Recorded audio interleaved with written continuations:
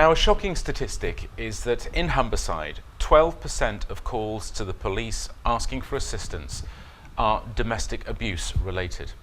Nationally, 1 in 4 women will experience domestic abuse at some point in their lives. Each local authority works with women's refuge centres, and to find out how they work, I went to meet Denise Farman, who's the service manager at Women's Aid in Grimsby. Tell me what Women's Aid does here.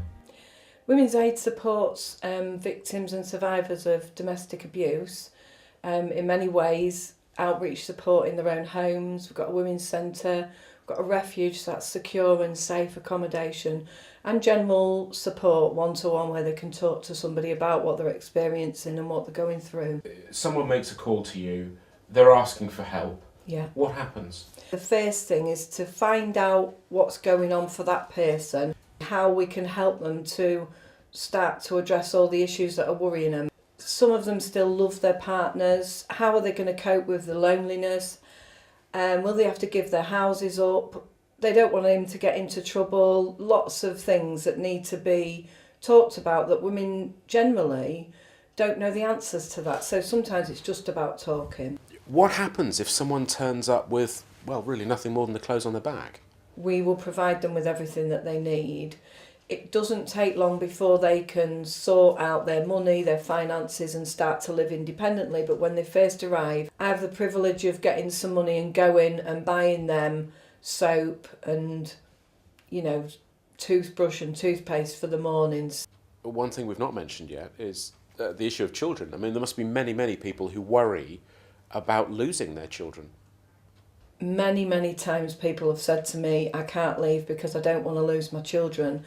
And they don't generally understand that they're more likely to lose their children if they stay in a violent home with a violent man. Clearly confidentiality is of the utmost importance, but there must come a time, particularly perhaps when young children are concerned, where there needs to be a judgment call made as to whether to bring in other authorities or not.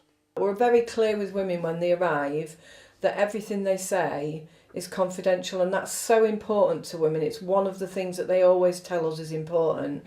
However, there are times if children were being involved or children were being hurt or there was going to be anything that was life-threatening, then we have a duty morally as well to do something about that.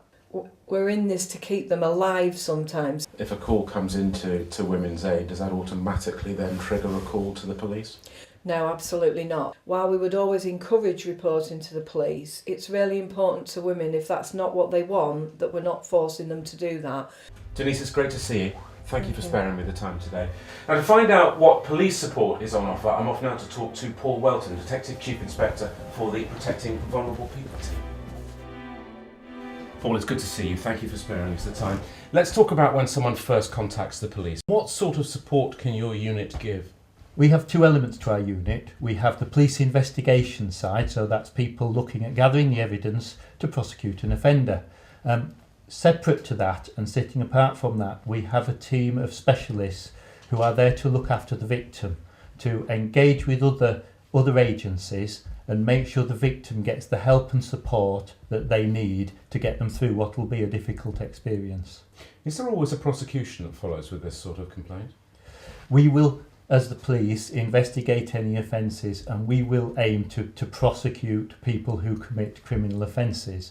However, we will try to work with the victim and explain why we're doing that, and in some cases where the victim doesn't feel they want to support a prosecution, we will work with them to look at other ways of protecting them from any risk. If we can put a restraining order in place or some sort of order that protects the victim, perhaps above and beyond what may be a very short prison sentence, this is about securing a future for victims and potentially their children where they are safe and are able to go about their normal life.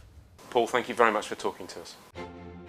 If you'd like to speak to somebody at Women's Aid, you can call the team in Grimsby on 575757, in Hull on 446099, or the national number 0808 2000 24/7.